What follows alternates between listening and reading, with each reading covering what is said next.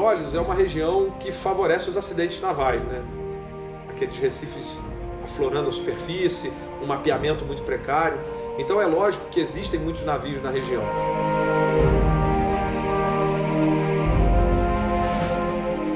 Bom, é justamente por conta dessa morfologia complexa que tem a região dos Abrolhos que a região leva esse nome, né? Abra os olhos. Então os primeiros navegadores, cientes do perigo que esses recifes apresentavam para a navegação, batizaram a região com esse nome. Uma série de navios vem naufragando desde as primeiras navegações aqui nessa região. Acredita-se, com dados confiáveis, que existem 34 navios na região em torno dos Abrolhos.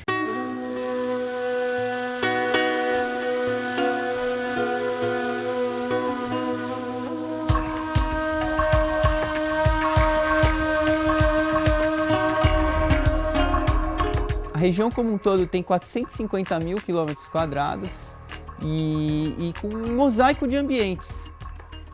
Uma unidade de conservação, o Parque Nacional Marinho dos Abrolhos, ele tem várias frentes, várias vertentes. A gente tem que fiscalizar para manter aquilo, mas manter aquilo para a realização de pesquisa, para a educação ambiental, para que as pessoas possam valorizar aquilo. Abrolhos é a região mais importante em termos de biodiversidade marinha do Brasil. Além de os recifes de Abrolhos serem os mais ricos, eles também têm uma formação geológica única. Eles crescem na forma de cogumelos gigantes, que vão desde o fundo, entre 15 e 20 metros, até próximo à superfície. Quando essas colunas chegam próximos à superfície, elas se expandem lateralmente, dando essa forma de um cogumelo gigante para os recifes de Abrolhos. Que é o maior recife que tem, então a gente precisa cuidar, pelo menos um pouco, porque vai ter esse aquecimento global aí. Mas pelo que eu tenho caído aqui, o Recife está bem saudável.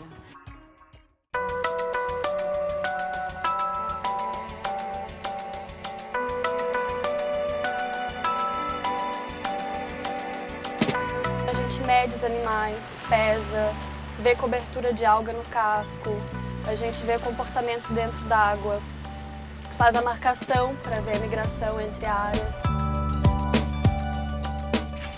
Tem que preservar elas para as futuras gerações, porque elas são realmente maravilhosas.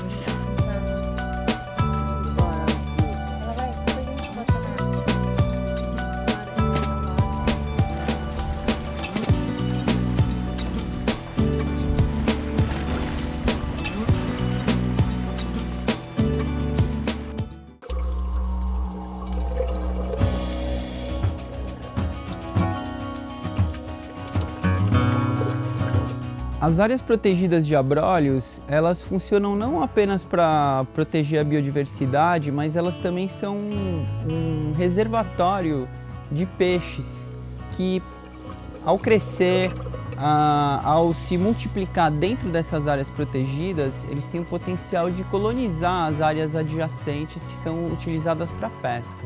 Então o parque funciona como uma maternidade para estar povoando essas áreas circundantes. O nosso trabalho tem sido muito no sentido de identificar quais são as áreas mais importantes para que esse efeito, esse transbordamento de espécies que são importantes para a pesca ocorra e ocorra de uma forma otimizada.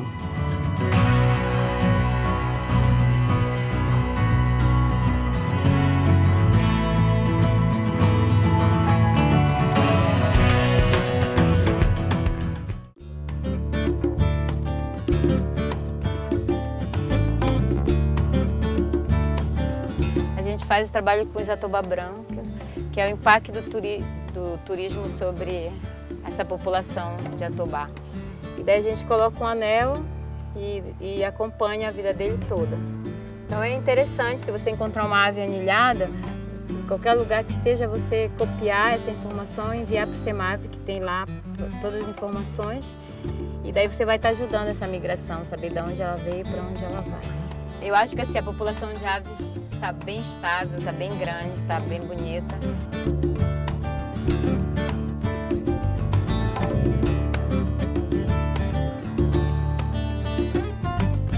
Então o futuro de Abrolhos depende muito da gente compreender toda essa complexidade e conseguir proteger amostras representativas de cada uma dessas peças da engrenagem que garante essa biodiversidade única no Atlântico Sul.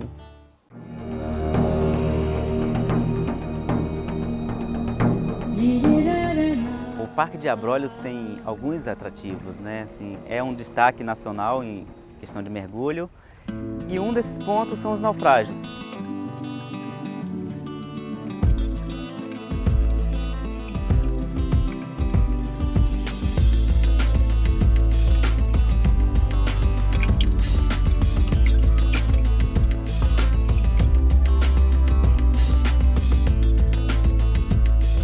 Rosalinda tem até uma história boa, que o Maurício Carvalho veio aqui, ele começou a achar algumas incongruências entre o nome ser Rosalina, porque o Rosalina não tinha fundado na data certa, ele tinha visto foto do Rosalina no jornal com o mastro de fora, e não podia ser um naufrágio fundado em 39. E aí, quando simplesmente eu mergulhei no Rosalina, alguma coisa estranha aconteceu.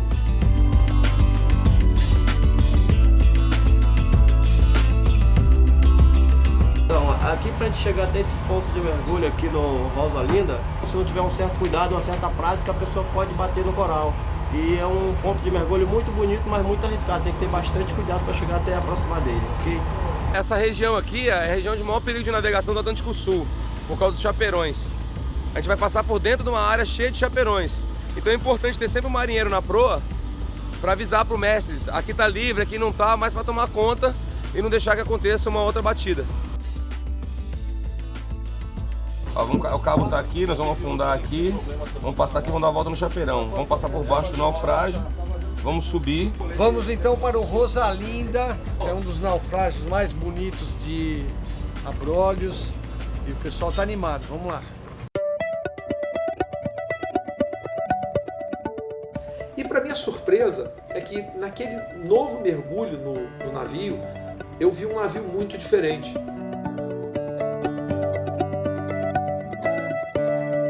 E eu comecei a ver que aquele navio que estava no fundo não poderia ser um navio que tinha afundado em 39, porque o tipo de máquina presente nesse navio, ela só tinha sido construída após essa data. E aí começou um grande dilema, né? Se a história do Rosalina não era a que a gente conhecia, qual era? Até que nós descobrimos que, na verdade, o navio se tratava de um cargueiro chamado Rosalinda, que tinha sido erroneamente conhecido como Rosalinda, e que ele teria afundado realmente em 55. Ou seja, uma grande confusão histórica. E a gente pôde, pelo menos, conhecer um pouco mais da história desse cargueiro, que era um cargueiro que estava subindo o litoral, indo em direção a Salvador, com carregamento de cerveja e de cimento. E acabou batendo nos Abrolhos e afundando onde ele está até hoje. E aí ficou a história desse belo naufrágio, um dos naufrágios mais bonitos e famosos do Brasil, que ficou com essa característica típica de ter sido erroneamente batizado no início e só depois a sua história foi realmente conhecida, pôde vir à tona.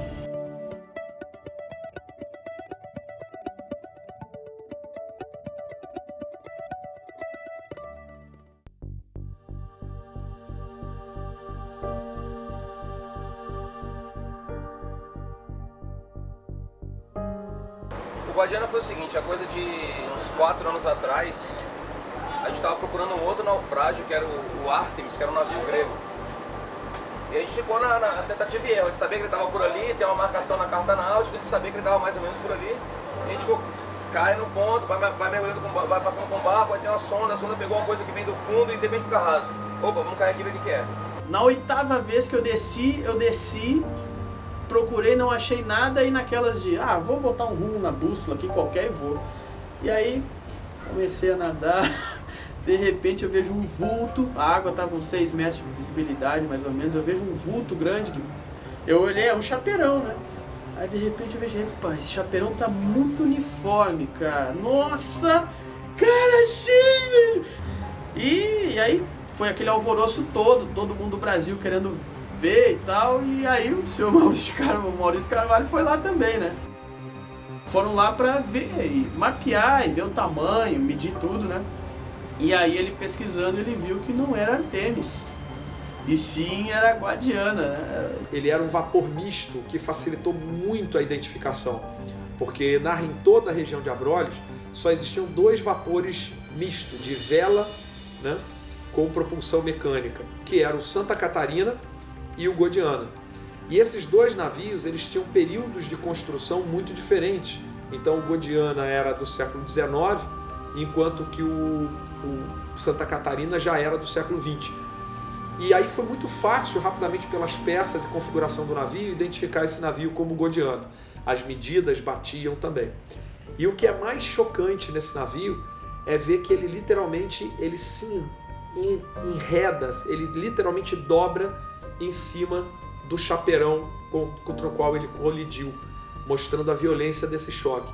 O Godiana, depois de ter impactado pela primeira vez, foi tentada uma manobra, o que provocou o choque traseiro da embarcação. Com isso, o navio ficou parado, sem segmento, não se conseguia mais produzir nenhum tipo de movimento, e ele começou a tombar de lado. Foi a hora que o comandante deu ordem de abandonar o navio, os passageiros entraram nos escaleres e mais um navio, mais um ponto de mergulho estava determinado em Abrolhos.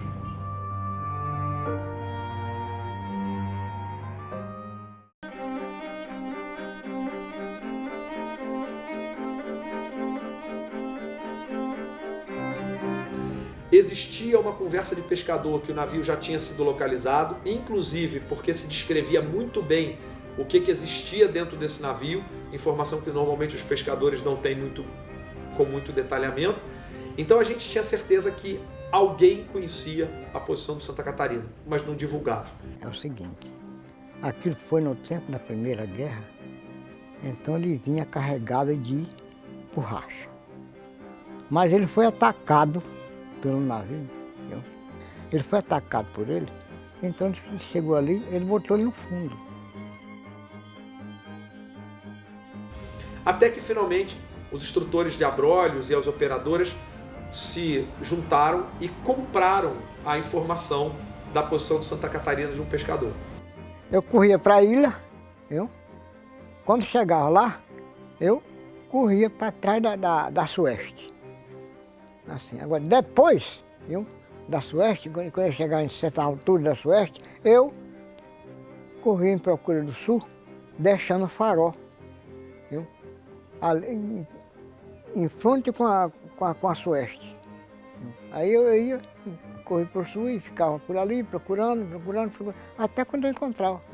E aí lá foi o Maurício outra vez correndo para Abrolhos para tentar fazer a identificação do Santa Catarina. O navio era dentro das dimensões corretas, com as peças do tipo certo, com todo o levantamento fotográfico batendo, e a carga era absolutamente bem caracterizada para o que tinha o Santa Catarina. E aí surge o terceiro navio dos Abrolhos, né, para formar aquele triângulo maravilhoso que existe hoje em volta das ilhas.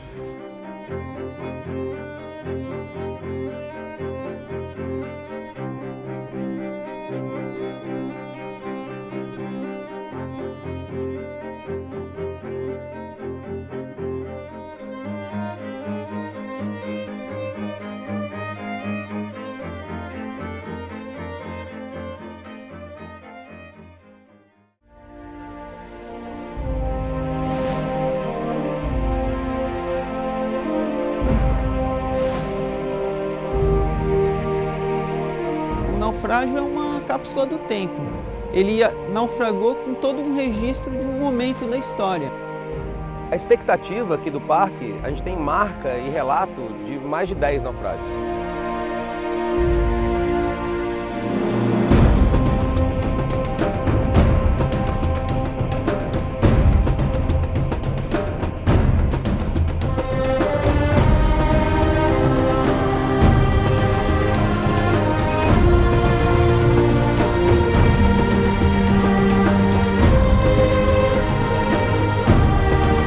Uma coisa é certa, ainda tem muita coisa para surgir nos Abrolhos.